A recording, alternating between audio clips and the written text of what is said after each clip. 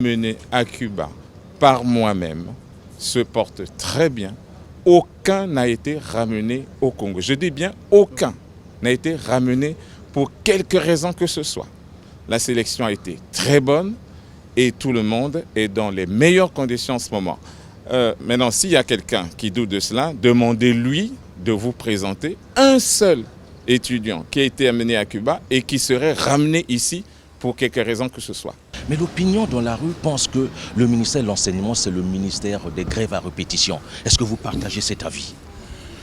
Non, je ne pense pas qu'on puisse attribuer, n'est-ce pas, une telle caractéristique au ministère de l'Enseignement, par ailleurs assujetti à un calendrier rigoureux, impérieux, qui ne relève pas que des contraintes nationales mais aussi extérieures. Je considère que les enseignants, évidemment, relèvent de la catégorie des travailleurs qui ont la charge, évidemment, de former les plus jeunes et surtout de préparer l'avenir. Et je crois que c'est un environnement, évidemment, qui parfois est secoué par certaines préoccupations d'ordre social, mais je crois que on ne peut pas dire ça parce que les enseignants, ils font un travail merveilleux et je crois qu'ils s'engagent de plus en plus, et cela en rapport avec le gouvernement, pour que l'environnement scolaire soit des plus sereins, pour qu'il y règne la paix et pour que nos enfants aient un apprentissage évidemment sans interruption, sans perturbation. C'est une année très occupée, une année au cours de laquelle nous avons œuvré pour accomplir la mission qui nous a été confiée. C'est une année au cours de laquelle, en ce qui me concerne, de grandes avancées ont été réalisées dans le cadre du schéma institutionnel que nous sommes en train de réformer, dans le cadre de la communication, de la visibilité, de la recherche que nous voulons améliorer. Nous l'avons fait grâce notamment à un portail web, dans le cadre de projets spécifiques comme celui de la construction d'une usine de produits antipaludiques qui est aujourd'hui terminée et que nous devions démarrer au premier trimestre 2014. Et donc c'est une année pleine, c'est une année qui doit s'inscrire dans la marche vers l'émergence et j'espère que nous l'avons accomplie. Merci beaucoup. Les mines, c'est une révolution au Congo avec des sociétés qui s'activent, le nombre de permis, le nombre c'est-à-dire de demandes d'exploitation. Vous vous réjouissez? 2013, ça a été pour vous une année heureuse? Elle serait complète quand le premier gramme de minerai, peu importe lequel, sortira du sous-sol et sera recueilli, commencer à produire pour jouer un véritable rôle dans la diversification de l'économie. Mais pour le moment, nous sommes contents du travail qui se fait et finalement, comme je l'avais dit dès le départ, les orientations du président ont été capitales dans notre action et maintenant nous pouvons dire que ce n'est pas encore la grande jambe, on est sur la bonne voie. Avez-vous une ambition pour 2014? L'ambition pour 2014, la principale, c'est pousser les sociétés qui vont entrer en production, qui sont prêtes, qui vont être prêtes à entrer en production pour que notre bonheur soit comblé.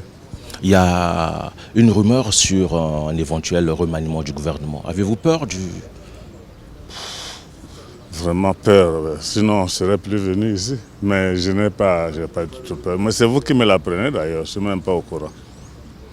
Merci, monsieur le ministre.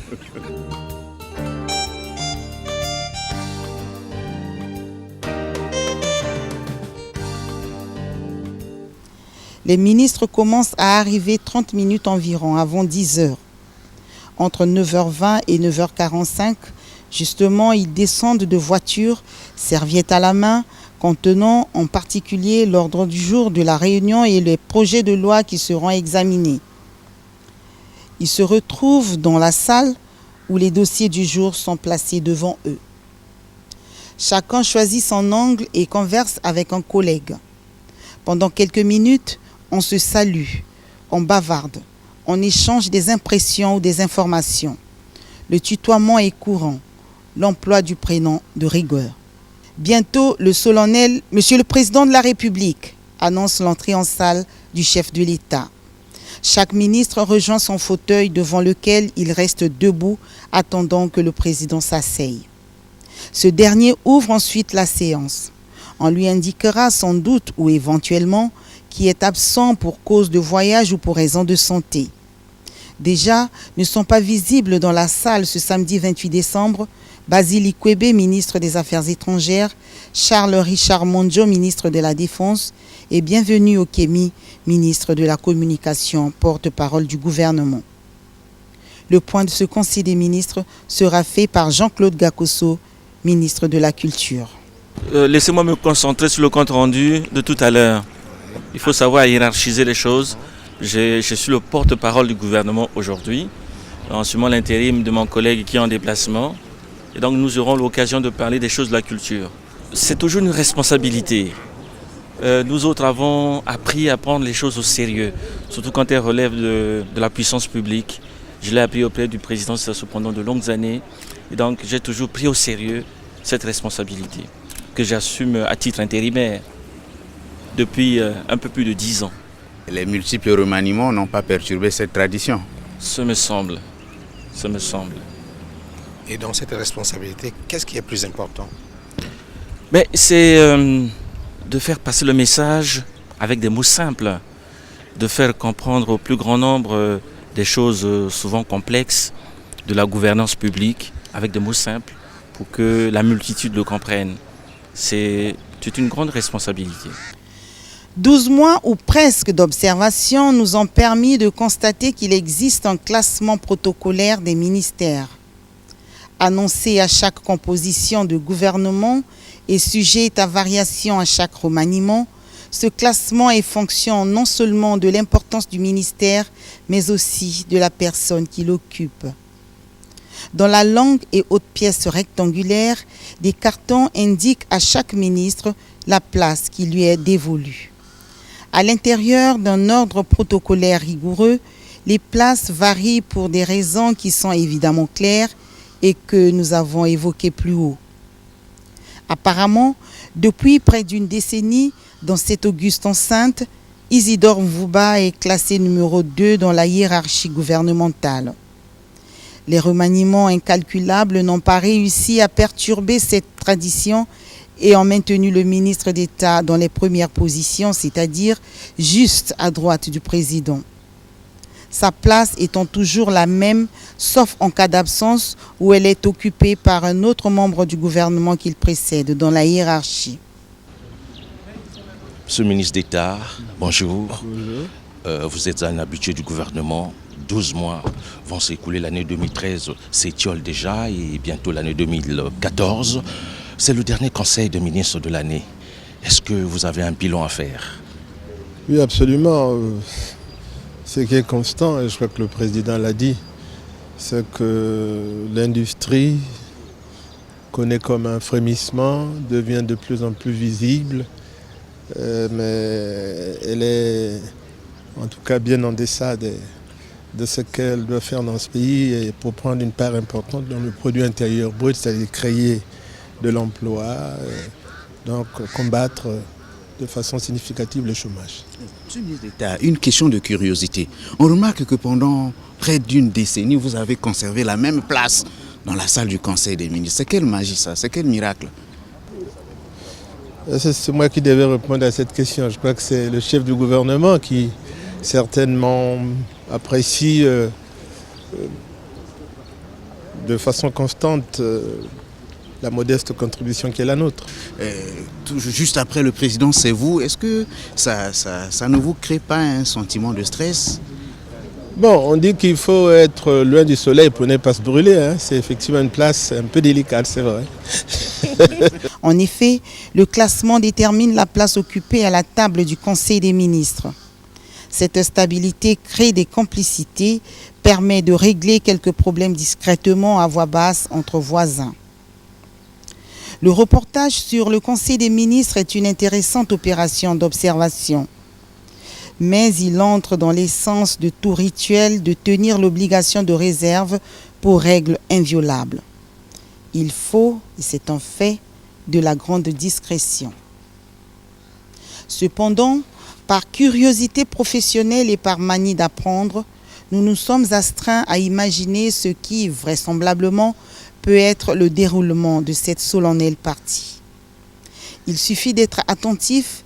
On remarquera qu'avant l'arrivée du président de la République, certains ministres sont très expressifs et on peut lire à livre ouvert sur leur visage rarement l'ennui ou l'exaspération, mais très souvent et dans la plupart des cas, le calme et la sérénité. Selon les sujets, d'aucuns ont l'air pensifs ou la conversation brillante, d'autres savent être vifs dans la répartie, les mots étant choisis avec soin. Il y en a qui sont lisibles, d'autres impénétrables, ne laissant rien apparaître, parlant très peu, d'autres encore demeurent plongés dans leurs papiers ou échangeant avec leurs voisins immédiats. Je ne peux pas parler de l'action que j'ai menée, non, l'action que le gouvernement a menée. Nous pensons que les résultats sont quand même assez visibles et patents pour tous. Aujourd'hui, c'est un ordre du jour normal à ce que je semble voir. Il y aura certainement des orientations du chef pour l'année qui commence. Donc c'est toujours normal et important pour ce dernier Conseil des ministres d'avoir un regard sur les rétroviseurs quand même, et voir un peu ce qui a pu être fait, ce qui a été fait, et ce qui pouvait être corrigé aussi. On ne peut pas dire que tout a été à la perfection. Non, il y a certainement des choses à corriger, à apprécier. Donc le chef donnera les orientations les meilleures possibles. Monsieur le ministre, vous avez visité dernièrement des chantiers en pleine exécution et vous avez placé un optimisme mesuré, monsieur le ministre. Ce sont nos activités quotidiennes, on peut dire régaliennes. Nous sommes là pour visiter les chantiers, pour les suivre pour le compte de la République et faire en sorte que ces chantiers aboutissent et soient rendus disponibles, opérationnels et fonctionnels. Donc nous avons eu à visiter un certain nombre de chantiers, dont notamment à Brazzaville et dans la périphérie de Brazzaville. Et c'est des chantiers importants, très grands, comme le complexe sportif, effectivement, qui est lié à un impératif de temps, puisque nous avons les 11e Jeux africains pour 2015. Donc, on peut rêver un peu, parler de l'échangeur en 2014, monsieur le ministre? C'est sûr, mais le vrai problème de Brazzaville, si vous voyez, le vrai problème de Brazzaville, c'est une ville qui s'est développée par elle-même de manière anarchique, dans même ceux qui tracent, car certains quartiers périphériques de la ville sont par exemple des propriétaires terriens ou fonciers, en donnant la parcelle ou en déterminant la dimension de la rue. Et donc, quand nous voulons enlever l'élargissement des rues, nous faisons face à des expropriations qui sont parfois plus chères que le coût de la route elle-même ou de la voirie elle-même. Est-ce qu'on devrait continuer comme ça? On ne peut pas aller vers un gâchis. Au fur et à mesure, si la circulation est régulée, si les voiries parallèles sont bitumées, il n'y a pas de raison. On peut définir les sens de circulation. Sur une route de 7 mètres, on n'est pas obligé de faire les deux sens. On peut faire des sens uniques. Échangeur pour 2014, oui, puisque le projet du complexe sportif pour arriver, pour créer la fluidité, arriver vers le complexe sportif, il faut qu'au niveau de ce que nous appelons communément Kebana Virage, il faut là, effectivement, un échangeur pour répartir le trafic et faire en sorte qu'il y ait une troisième voie qu'on appellera selon la troisième sortie nord de Brazzaville. On fait une troisième voie qui va prendre le bord du fleuve pour se retrouver du côté de Kintélé. Donc, on verrait, mais ce n'est pas une fin en soi, l'échangeur. C'est une manière de répartir le trafic. Mais nous devons comprendre que quand l'emprise de la route est préservée et laissée, quand les zones ont été expropriées, même si l'État ne possède pas assez de moyens et construit une route de 9 mètres, en espérant un jour aller jusqu'à 12, 14, 15 ou 16, on devrait ne pas toucher l'emprise de la route pour ériger des maisons. Et vous les voyez sur toutes les voiries de Brazzaville. Les gens érigent les maisons à 1 mètre ou parfois 50 cm. Et vous accusez qui en ce moment-là? Mais c'est les citoyens, c'est nous tous. Ce sont les pouvoirs publics qui laissent faire. Ce sont les citoyens qui ne comprennent pas, qui refont chaque jour. Il y a les collectivités locales, tout le monde est impliqué dans cette manière de faire. C'est une prise de conscience. Parce que aussi le grand travail à faire, il ne s'agit pas de construire, mais nous devons aussi construire nos attitudes et nos comportements. C'est un vaste chantier, personne ne le regarde. On veut les échangeurs, on veut leurs routes, Mais on oublie que nous devions aussi construire les attitudes et les comportements. Un vaste chantier. Et c'est un challenge pour les pays post-conflit. S'il nous était demandé d'imaginer l'atmosphère du Conseil des ministres, d'en décrire les us et coutumes, nous supputerions que quand la réunion commence, les ministres ne peuvent se parler entre eux, le seul dialogue n'existant qu'avec le président. C'est lui qui donne la parole, interroge, fait des observations. Par contre, il n'est pas interdit de faire des remarques sur les propos, la tenue ou la mine de tel ou tel collègue, de faire des commentaires sur les exposés, les complétant ou les nuançant, ce qui confère aux réunions du Conseil des ministres le caractère de séance de travail en commun. L'utilisation du téléphone portable est proscrite, sauf pour le président. De mémoire de reporter et nous référant au compte rendu fait par le porte-parole du gouvernement, l'ordre du jour porte sur les lois et décrets en cours d'élaboration, le ministre concerné résumant rapidement le projet de loi. Il peut aussi concerner les décorations et les nominations de très hauts fonctionnaires, l'agrément d'ambassadeurs ou des officiers supérieurs, etc. Les ministres qui le désirent peuvent aussi faire une communication lorsqu'un sujet d'actualité les concerne. Les Jeux africains de 2015, par exemple, pour le ministre des Sports, le ministre du Travail et de la Sécurité sociale traitant de la lancinante question sociale ou des pensions, j'en oublie forcément. Ces communications permettent de connaître les sujets essentiels de chaque département ministériel, donnant ainsi l'occasion aux autres membres du gouvernement d'être informés de ce qui se passe et de ce qui se prépare ailleurs que dans leur propre champ d'action. À la vérité, ce vade-mecum, nous ne saurions le situer avec exactitude. L'on imagine tout de même que le Conseil des ministres s'achève par un exposé du président relatif à l'actualité, situant les événements dans leur cadre et décrivant les lignes d'action. À la fin, les ministres sortent par petits groupes. Massés dans la cour, les journalistes passent à l'assaut, tout micro tendu, inlassablement persuadés que le Conseil des ministres a été le théâtre de lourdes révélations, de discussions ardentes, de décisions capitales. Vous savez que le président, dans son projet de son programme, a décidé d'étendre la sécurité sociale à l'ensemble du peuple.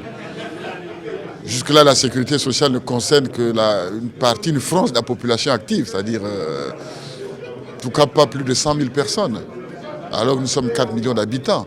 Alors cela nous a amené à créer des régimes. Voyez-vous, par exemple, là, on a